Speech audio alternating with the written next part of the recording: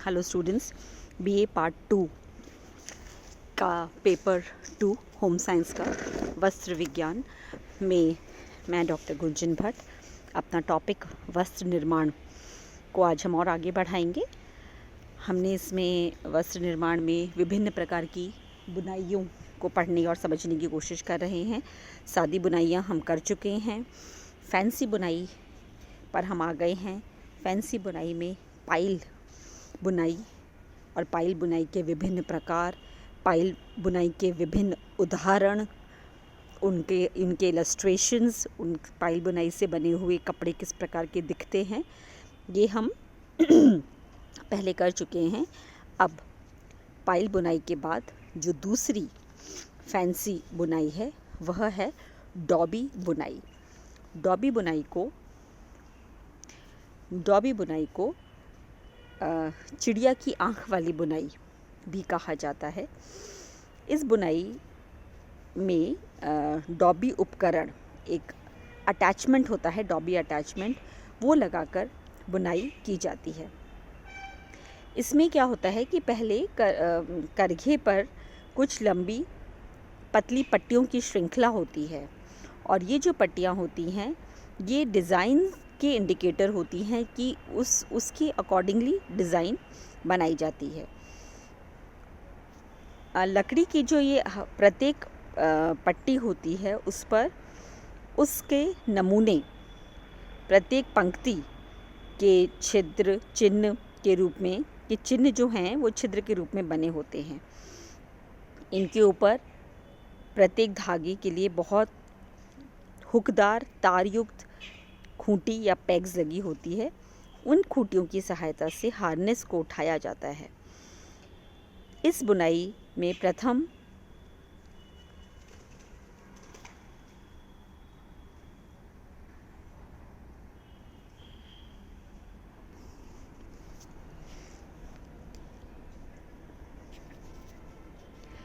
इस प्रकार हर धागे पर के लिए एक हुकदार तार बने होते हैं। एक खूंटी सी लगी होती है जिसमें हुकदार तार बने होते हैं और ये जो खूंटियाँ हैं इनका फंक्शन ये होता है कि इनकी मदद से हार्नेस जो हैं उनको उठाया और छोड़ा जाता है।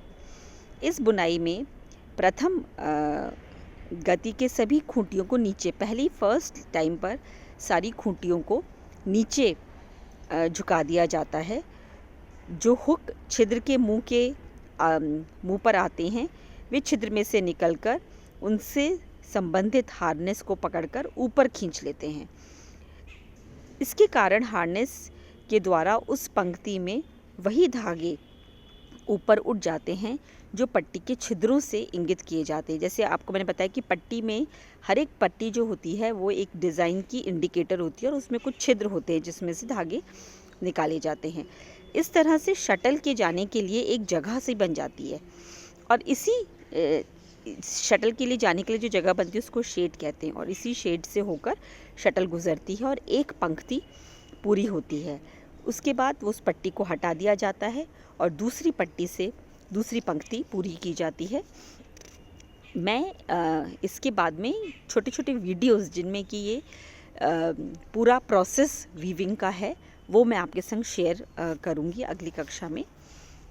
ये चित्र से आप थोड़ा अंदाज़ा लगा पाएंगे कि डॉबी बुनाई को चिड़िया की आँख वाली बुनाई भी कहा जाता है। वो क्यों? इस तरह से इसके अंदर ये देखिए, ये इस तरह से जैसे कि कोई चिड़िया की आँख बनी हुई हो, ये टिपिकल बुनाई होती है। इसको डॉबी बुनाई कहा जाता है। इसमें ज़्यादातर ज्योमेट्रिकल डिज़ाइंस ही बनती हैं। डॉबी बुनाई की एक थोड़ी विशेषता है, इसमें कोई फूल पत्तियाँ या ये नहीं बन पाती। ज्योमेट्रिकल डिज़ाइन, ज्यामिति है ना, ज्यामितीय नमूने ये ही इसमें बनाए जाते हैं और ज़्यादातर ये ना यूनिफॉर्म्स के लिए इस्तेमाल होता है। बच्चों की ड्रेस हो गई या फिर सूटिंग शर्टिंग के कपड़े हो गए, इसमें कोई बेड शीट्स या बेड स्प्रेड इस तरीके के लिए डॉबी वीव की बुनाई का इस्तेमाल कम होता है। ये एक कपड़ा है, तैयार फैब्रिक, जो डॉबी वीव से बनाया गया है। तो आप देख सकते हैं कि किस तरह से चिड़िया की आँख वाली बुनाई या एक बीच में इस तरह से कॉन्सेंट्रेटेड होकर एक जो एक जगह दिखता है धागा, उसको डॉबी वीव कहते हैं। ये एक और कपड़ा, इसको देख कर के आप समझ सकेंगे कि अधिकतर आपने इस कपड़े को जेंट्स मेंस की शर्ट वगैरह में देखा होगा। पुरुषों के जो वस्त्र होते हैं सूटिंग शर्टिंग वाले, उनमें वो उसका कपड़ा इस तरह से है, आप समझ पाएंगे। ये डॉबी बुनाई का ही एक वेरिएंट है। तो डॉबी बुनाई अधिकतर ज्योमेट्रिक डिज़ाइंस में होती है और जेंट्स सूटिंग शर्टिंग में या फिर यूनिफॉर्म्स में यूज़ होती है। इसके बाद हम आते हैं तीसरे प्रकार की बुनाई पर, जिसे बोलते हैं द्विवस्त्र बुनाई या फिर डबल क्लॉथ बुनाई। अब ये नाम से ही हमें समझ में आ रहा है कि इसमें दो वस्त्र, द्विवस्त्र की बात हो रही है। तो इसमें क्या होता है, ताने बाने के धागों को एक साथ दो जोड़े लगाए जाते हैं। ताने बाने के धागों के दो सेट्स लगाए जाते हैं। ये धागे ऊपर और नीचे इस तरह से व्यवस्थित किए जाते हैं कि इनसे एक साथ एक समय पर एक दूसरे के ऊपर दो वस्त्र बुने जाएं। वस्त्र को बुनते समय एक और पांचवा धागे का भी उपयोग किया जाता है। दो सेट तो ताने और बाने के धागे के हो गए, 4 धागे हो गए, पांचवा धागा का और उपयोग किया जाता है। और ये जो एक्स्ट्रा पांचवा धागा होता है, ये दोनों जोड़े धागे के बीच में आपस में फंसाता है उसको। इस प्रकार ये जो 2 लेयर क्लॉथ के बन जाते हैं। वस्त्र में भिन्नता लाने के लिए विभिन्न रंगों का इस्तेमाल किया जाता है। दोनों वस्त्रों में एक ही तरफ का डिज़ाइन या कभी कभी दोनों तरफ अलग अलग डिज़ाइन का प्रयोग भी किया जाता है। इस तरह वस्त्र के दोनों ओर विभिन्न रंग, विभिन्न डिज़ाइन, विभिन्न वर्ग के धागों का भी प्रयोग करके और सुंदर और आकर्षक वस्त्र बनाए जा सकते हैं। मतलब 2 सेट इसमें लगते हैं। इस तरह से इसके मैं आपको एग्जाम्पल बताती हूँ। ये एक तरफ ये धागा का निर्माण हुआ और दूसरी तरफ इस तरह से। तो एक तरफ एक सेट ऑफ ताना बाना से अलग फाइबर भी यूज़ कर सकते, हम फाइबर्स यूज़ करके अलग प्रकार के धागों का इस्तेमाल करके एक तरफ हमने कॉटन यूज़ कर लिया और एक तरफ हमने टेरिलीन यूज़ कर लिया, ये भी कर सकते हैं। या सेम धागे, या इस तरफ एक अलग पैटर्न और इस तरफ एक अलग पैटर्न, इस तरह से भी हम यूज़ कर सकते हैं। एक और इसका एग्जाम्पल है, ये देखिए, ये द्विवस्त्र बुनाई का एग्जाम्पल है। एक सिरा ऐसा आया है और एक सिरा ऐसा, यानी कि इसका बिल्कुल विपरीत। यहाँ पे जहाँ नीला रंग है इधर वो ऑरेंज हो गया, यहाँ जहाँ ये ऑरेंजिश है इधर वो नीला हो गया। तो इस तरह से 2 लेयर्स बनी हैं और दोनों अलग अलग उसमें हैं और सेम पैटर्न की भी बनाई जा सकती हैं। तो ये हुआ द्विवस्त्र निर्माण। इसमें ये जो है ये बहुत ज़्यादा, अगर जैसे आपको अगर नाम से लग रहा हो कि द्विवस्त्र 2 लेयर हैं तो ये बहुत कोई गरम फैब्रिक होगा, ऐसा नहीं होता है। ये ज़्यादा गरम नहीं होता। और एक इसके संग ड्रॉबैक, एक इसके संग कमी ये हो जाती है कि 2 लेयर होने के कारण इसका वज़न ज़्यादा हो जाता है।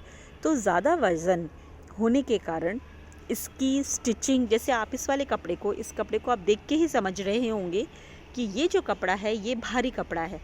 तो ये हम बहुत ही सीमित जगहों पर इसका इस्तेमाल कर सकते हैं। इसका ड्रेस मटेरियल बनाना बहुत मुश्किल है, इसके पर्दे बनाना मुश्किल है। तो द्विवस्त्र बुनाई के साथ में एक ये लिमिटेशन होता है कि ये बहुत अधिक जगहों पर इस्तेमाल नहीं होता और इसका वज़न भी ज़्यादा हो जाता है और ये ज़्यादा गर्म भी नहीं होता, इसलिए ये बहुत पॉपुलर नहीं है। द्विवस्त्र बुनाई या डबल क्लॉथ बुनाई बहुत पॉपुलर नहीं होती। इसके बने हुए वस्त्र बहुत कॉमन आपको नहीं मिलेंगे और उनके कारण यही हैं कि भारी हो जाना और बहुत खूबसूरती कोई इनमें होती नहीं, यूटिलिटी कम होती है, तो कंपैरेटिवली कम यूज़ होता है।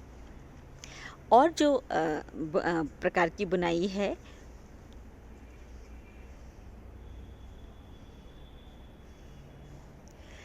फिर ये एक और इसकी मदद से मैं आपको इसको समझने में आसान होगा। ये देखिए, ये द्विवस्त्र बुनाई है 2x2 ब्रोकन ट्विल। अब आप इसको ध्यान से देखिए तो ये एक साइड दिख रहा है इसका फेस और ये दूसरा इस तरह से है।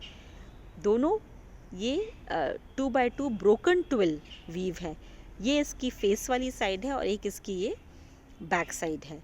ये इस तरह से 2 लेयर्स बनी हैं।